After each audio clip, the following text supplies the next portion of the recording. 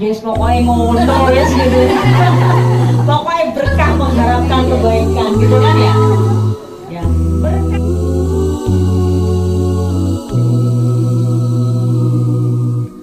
Ya Rabbi, Ya Rabbi, Ya Rabbi, Ya Rabbi, Tuhan kami, Ya Rabbi, Ya Rabbi, Ya Rabbi, Ya Rabbi, Ya Rabbi, Tuhan kami, Ya Rabbi.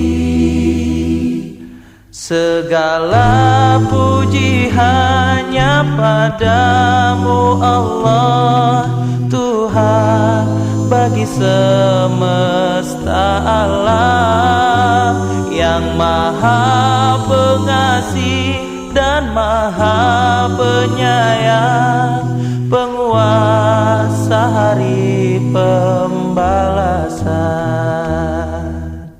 Ya Rabbi, Ya Rabbi, Ya Rabbi, Ya Rabbi, Tuhan kami, Ya Rabbi, Ya Rabbi, Ya Rabbi, Ya Rabbi, Ya Rabbi, Tuhan kami, Ya Rabbi. Hanya kepadamu kami kan menyembah dan memohon pertolonganmu. Tunjukkanlah. A'udzubillahi minasyaitonirrajim. Bismillahirrahmanirrahim. Assalamualaikum warahmatullahi wabarakatuh. Waalaikumsalam warahmatullahi wabarakatuh. Alhamdulillah, alhamdulillah, alhamdulillahi rabbil alamin. Assalatu wassalamu ala asrafil anbiya'i wal mursalin, sayyidina wa maulana Muhammadin wa ala alihi wa ashabihi wa man da'a bida'watil Islam wa man tamassaka bi sunnatir rasulihi wa man tabi'ahum bi ihsanin ila yaumiddin. Asyhadu an la ilaha illallah wahdahu la syarikalah wa asyhadu anna Muhammadan abduhu wa rasuluhu la nabiyya ba'da. Alhamdulillah, puja dan puji syukur senantiasa kita panjatkan hanya kepada Allah Subhanahu wa taala. Dialah Allah Tuhan pencipta kita, dialah Allah yang telah memberikan kesehatan, yang telah memberikan kenikmatan, yang telah memberikan kesempatan dan juga keringanan langkah kaki kita menuju majelis ini, yang insya Allah ini bukan sembarang majelis, ini adalah majelis yang diridhoi oleh Allah Subhanahu wa taala. Amin Allahumma amin. Ya, fokusnya tetap ke sini ya Bu. Biasa intermezzo namanya juga pengajian ibu itu pasti gak lepas dari anak-anak ya. Justru ini adalah sebuah pembelajaran bagi anak-anak ya untuk mencintai majelis ilmu. Jadi kalau ada pengajian yang memang di situ diisi dengan tausiah gitu ya, yang diisi dengan ilmu-ilmu agama, anak-anak monggo silahkan diajak agar mereka itu mencintai majelis ilmu. Walaupun mereka sepertinya itu nggak ngereken gitu ya, walaupun mereka sepertinya itu cuek, tapi sebenarnya pendengaran mereka itu bekerja gitu ya, dan pada suatu saat itu akan terekam di alam bawah sadar mereka ya, yang kemudian itu membawa dampak positif insya Allah bagi mereka gitu ya. Alhamdulillah pada kesempatan malam hari ini kita semuanya diberikan kesehatan gitu ya, termasuk saya ya. Minggu lalu kebetulan saya ada sedikit kayak bisul gitu tapi di daerah mata, dan sampai sekarang juga masih ada sedikit ya, tapi alhamdulillah sudah 90% sembuh gitu ya. Merupakan sebuah nikmat yang luar biasa. Jadi dikatakan oleh Rasulullah bahwa kesehatan itu adalah nikmat kedua setelah nikmat keimanan gitu ya Bu ya. Makanya kalau kita berdoa jangan lupa sebelum setelah kita memohon untuk diberikan keimanan gitu ya, keistiqomahan di dalam iman dan Islam, kita juga memohon untuk senantiasa diberikan kesehatan. Karena luar biasa, hanya sakit mata saja gitu ya, sampai bengkak nggak bisa melek gitu ya. Itu sangat tersiksa sekali. Saya sampai seminggu itu memang off semua kegiatan saya gitu ya. Jadi saya nggak kemana-mana di rumah. Walaupun cuman katakanlah itu cuman sakit mata ya. Walaupun itu sekedar sakit mata, tapi mengganggu luar biasa. Saya nggak bisa naik motor gitu ya, karena kalau kena angin itu sakit gitu ya. Dan terganggu sekali dengan mata satu itu gitu ya. Jadi di situ ketika kita diberikan ujian, diberikan cobaan ya, berupa sakit yang seperti itu hendaklah membawa kita kepada rasa syukur yang luar biasa ya. Kita masih diberikan kesehatan hingga detik hari ini. Kalau misalnya kita mau melihat bahwa di rumah-rumah sakit gitu ya, banyak sekali orang yang sedang tak berdaya, yang sedang terkapar gitu ya. Untuk apa? Ya, berupaya untuk melakukan pengobatan agar mereka kembali sehat. Ya, walaupun gitu ya, walaupun sebenarnya ikhtiar kita itu ya bukanlah segala-galanya. Semuanya yang menentukan adalah Allah. Tapi kita wajib berikhtiar, wajib berobat ya, wajib berupaya untuk menuju kepada kita diberikan kesehatan yang setiap hari kita rasakan. Maka jangan lupa setiap hari kita bangun dari tidur kita, ucapkanlah alhamdulillahilladzi ahyana ba'dama amatana wa ilaihin nusyur. Jangan lupa juga ketika kita mau tidur, ucapkanlah bismikallahumma ahya wa bismika amut. Artinya apa? Dengan menyebut namamu ya Allah aku hidup, dan dengan menyebut namamu ya Allah aku mati. Karena kita nggak tahu apakah besok pagi Allah masih membangunkan kita gitu ya. Apakah ruh kita yang digenggam itu, karena orang yang tidur itu ruhnya gitu ya, itu digenggam oleh Allah. Dan kalau misalnya kita besok diperkenankan hidup lagi, ruhnya itu dilepaskan lagi oleh Allah, dan kemudian kita terbangun di pagi hari. Makanya kita mau tidur itu dengan nama Allah, kita bangun tidur juga dengan nama Allah. Apapun yang kita lakukan bagi seorang muslim, semuanya ya tidak lupa kita menyebut nama Allah, kan gitu. Kita terbangun di pagi hari menyebut asma Allah, kemudian kita masuk kamar mandi juga kita sebut asma Allah. Kan ada aturannya ya Bu ya. Semuanya apa yang kita lakukan itu ada doanya, itu Islam. Gitu ya. Masuk kamar mandi.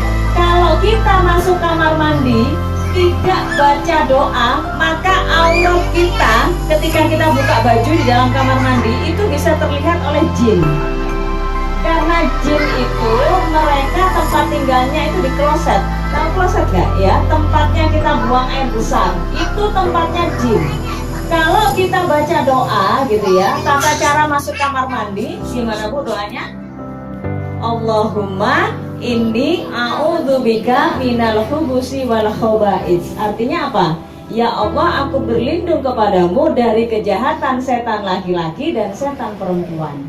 Masuk kaki kiri. Ketika kita baca doa, kemudian kita melangkahkan kaki kiri masuk ke kamar mandi, maka otomatis mata jin itu tertutup, tidak bisa melihat aurat kita.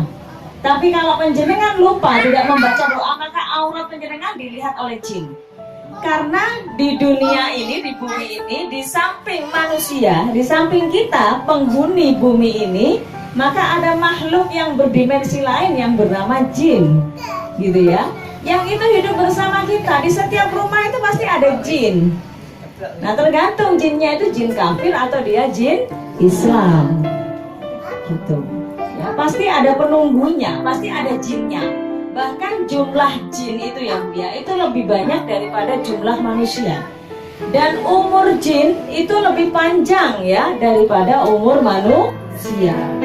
Ya. Kalau seandainya kita pengen tahu jumlah jin itu berapa, sampai diibaratkan begini, kalau ada hujan ya, maka air hujan itu tidak bisa membasahi jalan. Kenapa? Karena terhalang oleh jumlah jin. Itu menggambarkan bahwa jumlah jin itu lebih banyak daripada jumlah manusia. Mereka hidup bersama kita. Termasuk juga makanan-makanan. Kalau kita mau tidur itu oleh Rasulullah gitu ya, disuruh untuk ngeliatin itu makanan-makanan. Kalau belum tertutup, suruh tutup. dengan membaca Bismillahirrohmanirrohim. Jadi kalau makanan dibiarkan terbuka, nggak ditutup tanpa baca Bismillah, maka jin itu makan makanan kita. Walaupun kelihatannya utuh, tapi itu dimakan sama jin. Nah besoknya kemudian kita lupa gitu ya, terus kita makan makanan itu membaca Bismillah, maka makanan itu dimuntahkan lagi sama jin. Gitu. Ini bukan kata saya ya Bu ya. Semuanya ada dalilnya, semuanya ada hadisnya. Gitu ya. Salawat serta salam semoga senantiasa tetap terlimpahkan, tercurahkan kepada baginda Nabi besar Muhammad Sallallahu Alaihi Wasallam. Allahumma sholli. Cek dulu nih semangatnya, takbir. Tangannya sambil gini dong biar semangat, coba. Saya cek dulu semangatnya, takbir. Nah, gitu ya. Bacaan takbir, kenapa kelamaan ya nunggu ya? Apa sembilan kena? Iya, itu di pinggir jalan jadinya ngantuk semua. Takut sama jin. Jangan takut Bu, jin itu kalau kita takut sama jin mereka malah merajalela. Ya. Rumah yang saya tinggalin sekarang gitu ya, itu konon sebelumnya sebelum saya tinggalin itu di situ banyak jin, atau kalau orang desa bilangnya banyak kebun gitu ya, banyak komedine. Tapi ketika saya tinggalin nggak pernah ada tuh gitu. Karena kalau kita justru takut sama mereka, mereka tuh malah mau ini apa namanya mengeksiskan diri, menunjukkan diri di mana keberadaan mereka. Jadi kita nggak boleh takut. Kalau takut mereka kesenangan gitu. Itu jin kafir ya, jin kafir. Begitu. Jadi rumah yang saya tinggalin itu katanya keramat karena dulu bekas dukun di situ. Jadi praktek-praktek perdukunan ya, berkedok apa namanya pengobatan. Biasanya kan begitu ya. Nah itu banyak sekali biasanya jin. Tapi ketika saya tinggalin nggak ada. Gitu. Jadi rumah itu sampai nggak laku gitu ya, nggak laku dijual, nggak laku dikontrakin gitu. Karena memang banyak ininya katanya. Tapi ya saya masuk ke situ nggak ada apa-apa tuh sampai orang-orang pada heran gitu. Dan setiap rumah yang saya tinggalin gitu ya, karena saya kan beberapa kali ngontrak gitu ya Bu ya, kontraktor ya. Udah 9 kali ngontrak gitu ya. Itu pasti rumah yang saya tinggalin tuh riwayatnya begitu, kata tetangga itu begitu. Ada yang katanya hantu perempuan keluar dari sumur apa segala macam, tapi saya tinggalin nggak ada apa-apa, alhamdulillah. Jadi rumah itu tergantung penghuninya juga gitu. Makanya kita jangan sampai takut sama mereka. Karena sebenarnya mereka dari sisi manapun itu menang melawan kita. Mereka bisa ngelihat kita nggak bisa ngelihat mereka. Makanya kita itu bisa menang lawan mereka kalau kita memohon pertolongan hanya kepada Allah. Iyyaka na'budu wa iyyaka nasta'in. Hanya kepadamu lah ya Allah kami menyembah, wa iyyaka nasta'in, dan hanya kepadamu ya Allah kami meminta pertolongan. Ibu-ibu yang dirahmati oleh Allah gitu ya, bersyukur sekali pada kesempatan malam hari ini kita kembali bersua gitu ya. Sebulan yang lalu kayaknya saya ngisi ya, iya nggak? Sebulan yang lalu. Ya alhamdulillah ternyata kita masih bisa bertemu lagi. Mudah-mudahan semuanya dalam kondisi yang penuh dengan keberkahan, penuh dengan kebaikan. Karena keberkahan ya, kalau kita ngomong semoga usianya berkah, semoga usahanya berkah. Berkah itu ada artinya Bu. Apa berkahnya? Bahkan warungnya misalnya pengen ini warung barokah gitu ya. Sering sekali kita ngomong berkah, barokah. Apa sih berkah atau barokah itu? Ada yang tahu nggak? Yes, pokoknya ngono yes gitu. Pokoknya berkah mengharapkan kebaikan gitu kan ya. Ya, berkah itu tidak selalu yang kita lihat dari usahanya kecil kemudian lama-lama gede gitu ya. Bukan seperti itu. Berkah itu apa Bu? Ada yang tahu? Nggak ada yang tahu. Ya saya kasih tahu kalau gitu. Ada yang tahu? Berkah atau barokah itu adalah ziyadatul khair al-ilahi. Bertambahnya kebaikan ya al-ilahi yang sesuai dengan aturan Allah. Jadi kalau misalkan orang buka usaha, buka toko, buka warung gitu ya, semakin bertambah rame warungnya, tapi ternyata dia semakin lalai kepada Allah, itu berarti tidak berkah. Walaupun kita lihat secara kasat mata usahanya terus berkembang. Jadi yang dinamakan dengan barokah itu bukan fisiknya kita lihat, tapi pemiliknya, orangnya. Apakah dia dengan ujian Dengan seperti itu semakin mendekatkan diri kepada Allah, semakin taat atau semakin maksiat gitu. Jadi bukan dari banyak sedikitnya atau pertambahan harta gitu ya. Seperti itu. Itu yang namanya barokah atau berkah. Usia yang berkahnya seperti apa ya? Semakin bertambah usia, hakikatnya semakin berkurang, dia semakin dekat kepada Allah, semakin taat kepada Allah, gitu ya. Ya sama dengan haji yang mabrur itu loh Bu. Ya, kalau ada orang mau naik haji, kita kan doanya semoga menjadi haji yang mabrur. Kita lihat setelah dia naik haji, dia semakin taat kepada Allah, semakin dekat kepada agama, gitu ya, ataukah semakin menjauh? Ataukah semakin dia berlepas diri dari aturan Allah, gitu ya, seperti itu. Jadi barokah itu begitu Bu, ya? Bukan terlihat dari pertambahan fisik. Oh berkah itu usahanya delok niku mbiyen montore siji saiki 5. Omahe mbiyen kontrak saiki duwe omah magrong-magrong tapi olehne kredit. Loh itu berarti gak berkah Bu. Ya. Yang berkah itu yang seperti itu tadi, semakin mendekatkan orangnya itu kepada Allah, semakin taat, semakin baik gitu ya, semakin terikat dengan aturan Allah, itu berkah gitu. Oke? Jadi jangan dilihat dari penampakan fisiknya. Sekarang banyak Bu ya, kalau saya amatin di jalan-jalan ya, saya kadang bawa mobil sendiri gitu ya, mobil saya tapi jadul, zaman dulu ya Bu ya. Biar jadul tetap mantul gitu. Biar zaman dulu tapi tetap mantul ya, tetap mantap betul. Saya amatin di jalan-jalan, mobil itu pada baru semua modelnya. Mobil saya aja yang jadul gitu ya. Jadi banyaknya di jalan itu mobil yang baru-baru. Tapi tahukah Anda bahwa 80% mobil yang Anda lihat di jalan itu adalah hasil kredit semua? Ya? Kredit Bu, motor juga begitu ya. Motor saya motor jadul, bukan motor baru ya, walaupun ya masih tahun 2014an gitu. Tapi dibandingkan dengan motor-motor yang lain, Vario 125, Vario 150, Nmax apa segala macam. Saya segala macam merek mobil sama merek motor saya tahu gitu ya, karena saya pengamat gitu. Ya begitu. Tapi semuanya itu hampir 80% ke atas semuanya adalah hasil dari kredit leasing ya Bu ya, yang dimana setelah dikaji secara mendalam bahwa hukum kredit motor ya yang berhubungan dengan leasing atau bank itu tidak sesuai dengan syariah gitu ya, karena ada pihak ketiga di situ, ada leasing. Kalau zaman saya dulu SMP belum ada leasing tahu nggak Ibu-ibu? Ya seperti Wong Finance, kemudian BAF ya, kemudian FIF ya, apalagi namanya banyak kan ya. Nah itu semua lembaga leasing atau perbankan yang mereka itu memfasilitasi untuk kredit. Kalau dulu zaman saya SMP gitu ya, tahun 95, dulu saya beli motor itu misalkan kredit itu in-house langsung kepada dealernya. Jadi beli motor Yamaha ya langsung kredit ke Yamaha, itu nggak apa-apa karena tidak ada pihak ketiga. Lah sekarang ini pihaknya pihak ketiga. Jadi kalau kita kredit motor ke Honda misalkan ya, beli Beat atau Vario, itu yang beli cash itu pihak leasingnya, ini di cashin ke Hondanya kepada itu dealernya.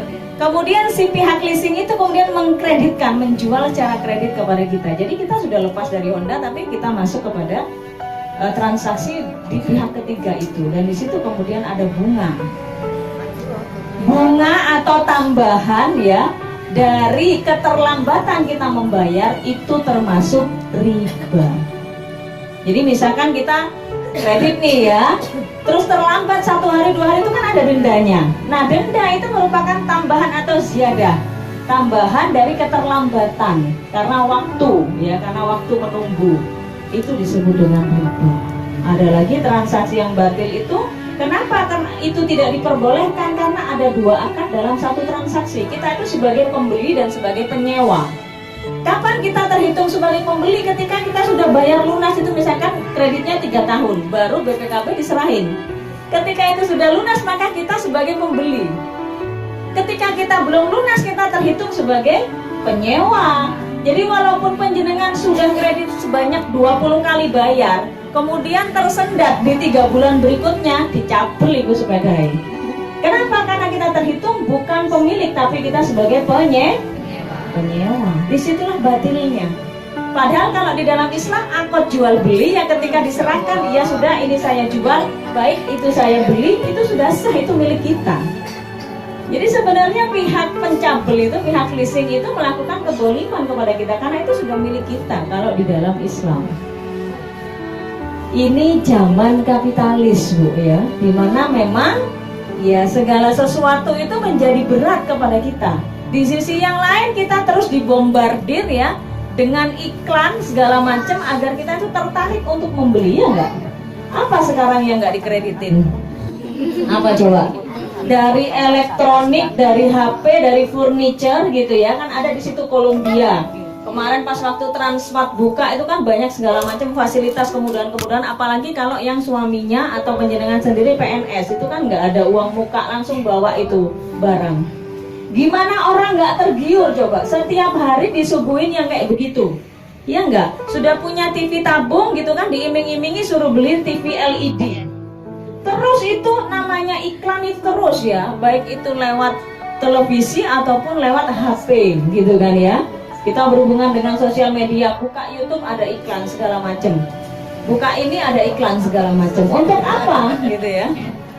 Untuk merangsang keinginan kita dari yang tadinya itu nggak butuh menjadi butuh. Ya beda antara keinginan dengan kebutuhan ya Bu ya. Nah di dalam sistem yang ada sekarang ini kita itu dirangsang untuk menjadi ya keinginan itu menjadi kebutuhan. Gitu. Itu yang terjadi. Betapa memang hari ini dunia Islam termasuk diri kita gitu ya, kita itu dilingkupi oleh sistem aturan yang tidak Islami, sehingga membawa kita gitu, menyeret kita ke dalam apa? Ke dalam perbuatan-perbuatan yang sebenarnya itu tidak sejalan dengan aturan Islam. Nah sebelum jauh melangkah ke sana, karena tadi saya ngomong apa nggak tahu kok tiba-tiba nyampe sana gitu ya. Sebenarnya bukan itu yang mau ingin saya sampaikan, tapi nggak masalah ya, itu juga ada ininya. Artinya kita jangan kemudian terjebak gitu ya. Jangan terjebak kepada hal-hal yang itu menggiurkan, tapi sebenarnya itu membawa kesengsaraan kita nanti di akhirat. Ya. Karena kalau yang namanya riba itu ya Bu ya, gitu ya. Kita makan uang riba 1 dirham itu sama dengan kurang lebih 2,975 gram perak atau 3 gram perak. 1 gram perak itu sekarang sekitar 25.000. Jadi 1 dirham itu sama dengan sekitar 75.000. Kalau kita makan uang riba sedangkan kita tahu gitu ya, maka dosanya 1 dirham itu sama dengan 36 kali berzina. Gitu ya. Tapi sekarang kita ya merasa aman-aman saja tuh, di mana-mana orang pada kredit, pada ngutang bank, pada ngutang koperasi segala macam, mereka ayam-ayam aja. Ya, teman kantor suami saya itu tidak ada satupun yang tidak ngutang bank kecuali suami saya. Sampai mereka pada heran karena sampai detik ini Bu, yang tidak punya rumah permanen alias ngontrak itu hanya saya. Yang lainnya pada ambil perumahan segala macam ya, udah ambil satu, ngambil lagi. Uangnya suami istri pada sertifikasi ya, jadi sekarang guru itu ya Bu ya, kalau di total itu minim 7 juta 1 bulan. Kalau suami istri berarti 14 juta. Tapi dua-duanya itu sampai minus Bu, gara-gara apa? Kredit mobil, kredit rumah, luar biasa cor-coran. Ketika sertifikasi tidak cair mereka posang atau alias mumet, gara-gara yang kreditan itu kan harus bayar, sedangkan sertifikasinya kadang ada kendala tidak cair. Sampai seperti itu ya. Utang bank itu jor-joran 200 juta, 300 juta, bahkan dipermudah. Saya kalau mau dari dulu sudah punya rumah bagus, sudah punya mobil bagus ya. Tetapi itu tidak kita tempuh karena memang kita yang memilih bersabar di dalam ketaatan ya.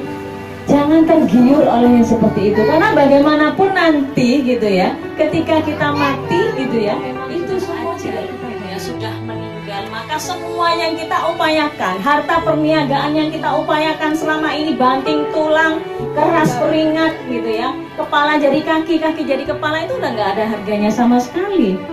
Mau duitnya miliaran dia nggak bisa menebus untuk suaminya bisa tetap hidup ya. Itu terasa sekali gitu ya. Betapa memang harta dan segala macam kehormatan, kedudukan ya, pangkat, golongan segala macam yang diupayakan mati-matian selama kita hidup itu tidak ada gunanya lagi ketika kematian itu tiba. Apa gunanya sengon yang berhektar-hektar misalnya ya, harta yang bermiliar-miliar, ketika sudah seperti itu apa yang akan dibawa menghadap Allah? Hanya amal ya. Dan setiap orang yang meninggal, seandainya Allah berikan kesempatan lagi hidup kepada mereka, apa yang mereka minta?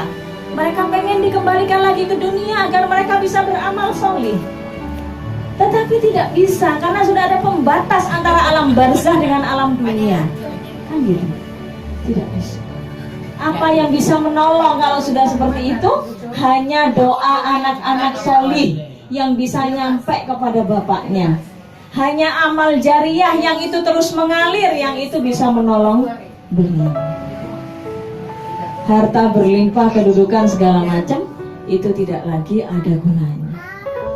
Betul-betul merasa syasa, inna lillahi wa inna ilaihi raji'un. Sesungguhnya kita ini milik Allah dan hanya kepadanya lah kita akan dikembalikan. Ya. Kita harus menyadari itu ya sama-sama ya. Insya Allah kita akan memasuki bulan Ramadan ya. Kurang 2 bulan lagi, sekarang di penghujung Jumadis Tsani ya. Bentar lagi kita masuk bulan Rajab, Sya'ban, kemudian Ramadan. Mudah-mudahan Allah itu memberikan keberkahan umur kepada kita, memberikan kesempatan kepada kita untuk menjumpai bulan Ramadan di tahun ini. Amin ya rabbal alamin. Ibu-ibu yang dirahmati oleh Allah, sebenarnya di dalam Islam ini gitu ya, kita itu harus punya sebuah optimisme dan kebanggaan sebagai seorang muslim. Kenapa? Kenapa kok kita itu harus senang dan bangga menjadi seorang muslim? Kenapa Bu? Ibu-ibu bangga gak menjadi orang Islam atau minder? Bangga. Bangga atau minder? Bangga. Masa? Senang atau malu jadi orang Islam? Senang. Kenapa kok senang? Banyak-banyak. Ya? Agamanya paling sempurna? Ya. Kalau agama yang lain kenapa emang?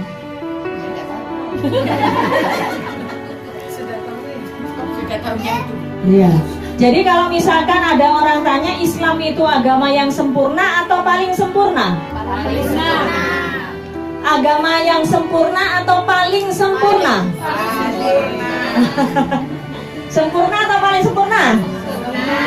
Sempurna ya. Kalau kita ngomong agama Islam itu adalah agama yang paling sempurna, berarti kita otomatis juga membenarkan agama yang lain sebagai agama yang sempurna. Di antara sempurna ada yang paling sempurna Islam.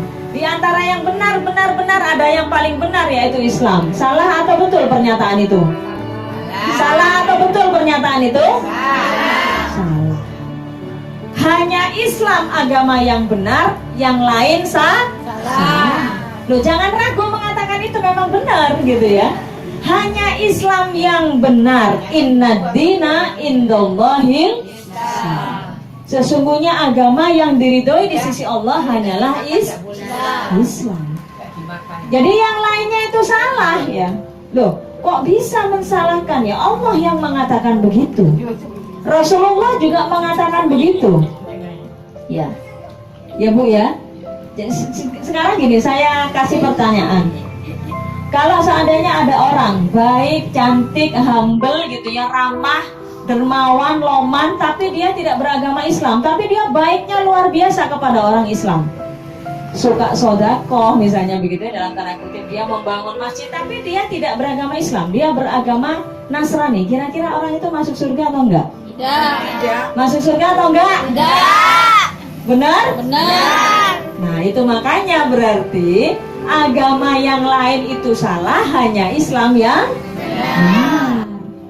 Mau mereka itu mengeluarkan duit seberapapun untuk bangun masjid, bangun musola, menyantuni anak yatim, membelikan Al-Quran 1 bulan itu 1 kontainer gitu ya, untuk dikirim ke seluruh pelosok Indonesia. Tapi kalau dia tidak mengimani Islam, dia tidak mengimani Allah dan Rasulullah Muhammad SAW, maka mereka disebut sebagai orang yang kafir. Kafir. Apa artinya kafir Bu? kafir? Jangan ngomong kafir dong, kasar banget gitu ya, non Islam gitu loh gitu ya. Yang menyatakan kafir itu Allah. kafir itu adalah ingkar artinya. Ingkar apa? Gak ngakoni. Gak ngakoni apa? Gak mengakui Allah dan tidak mengakui kerasulan Muhammad Sallallahu Alaihi Wasallam. Ini zamannya Nabi Muhammad, Bu, ya. Zamannya Nabi Muhammad ini adalah episode akhir zaman. Kita ini adalah umat yang paling akhir. Setelah keberadaan umat Muhammad, nanti dunia akan kiamat, selesai periode kehidupan ini. Oke?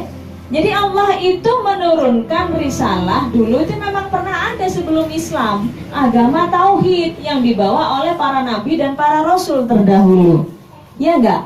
Tapi ketika turun risalah yang baru dengan rasul yang baru, maka risalah yang lama, agama yang lama itu sudah dinyatakan expired atau kadaluarsa.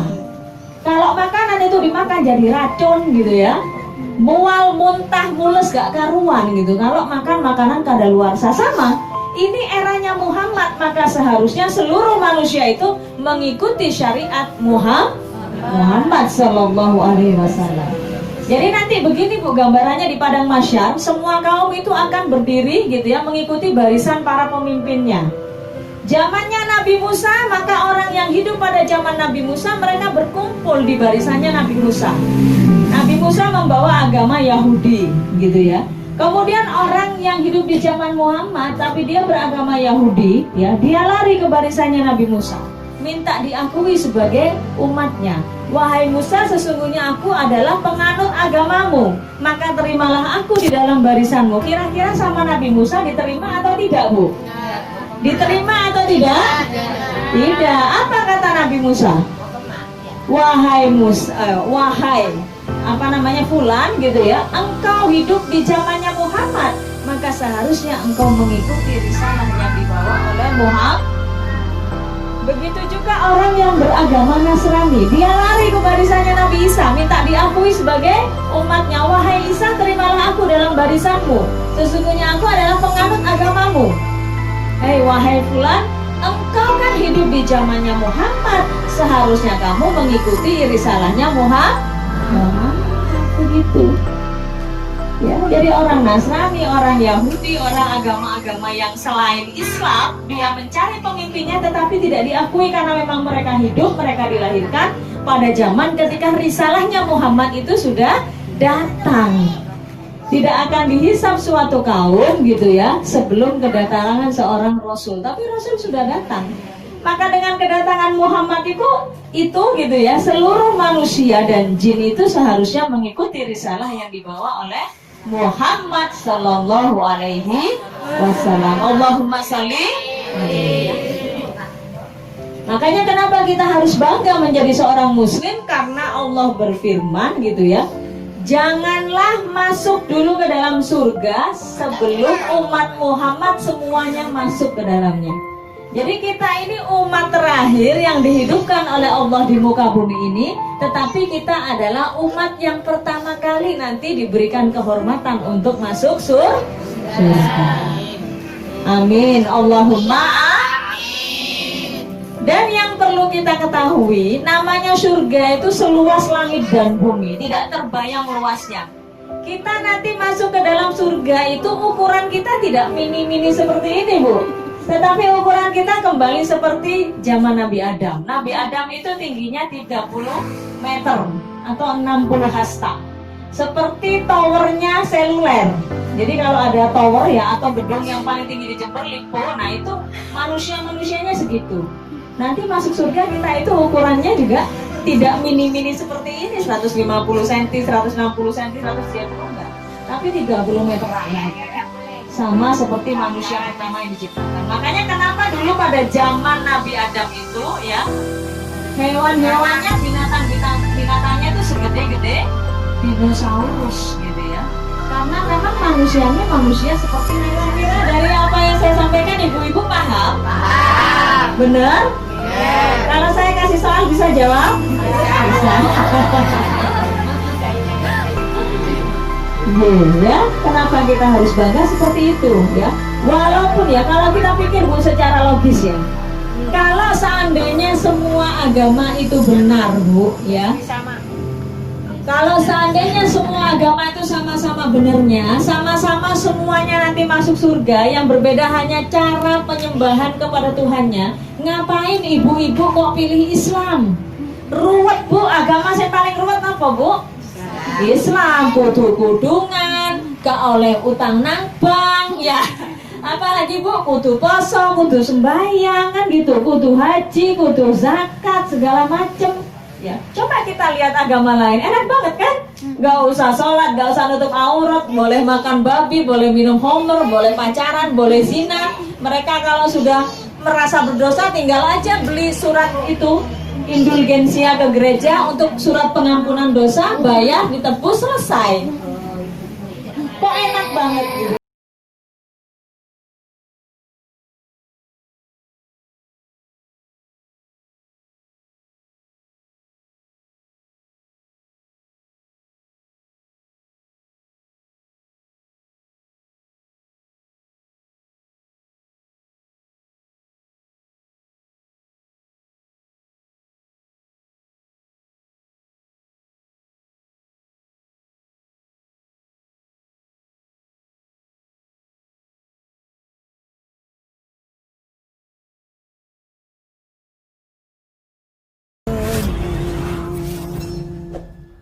Ku sering melanggar